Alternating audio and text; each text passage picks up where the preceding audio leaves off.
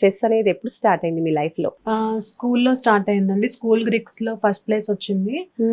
So అక్కడ నుంచి tournament chess journey start అయింది అనమాట. తర్వాత మినీ ఒలింపిక్స్ అని చెప్పి రాజమండ్రిలో జరిగింది. అంటే మా ప్రాపర్ హోమ్ టౌన్ వచ్చి రాజమండ్రి.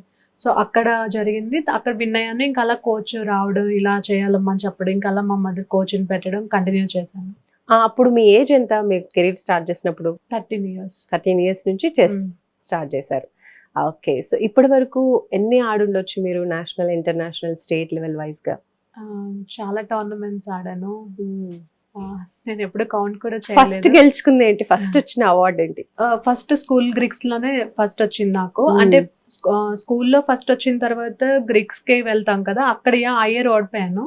నెక్స్ట్ మా అన్నయ్య నన్ను ప్రిపేర్ చేసి అలా నెక్స్ట్ ఇయర్ మా స్కూల్లోనే గ్రిక్స్ జరిగింది. సో 35 schools అలా వచ్చాయి అనమాట. సో అప్పుడు నాకు ఫస్ట్ వచ్చింది. సో అలా జర్నీ స్టార్ట్ అయింది.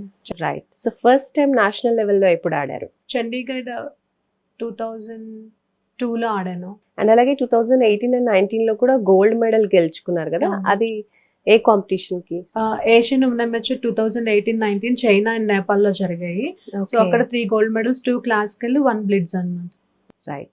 అండ్ ఇంకా ఏమేమి అవార్డ్స్ వచ్చాయి మీకు?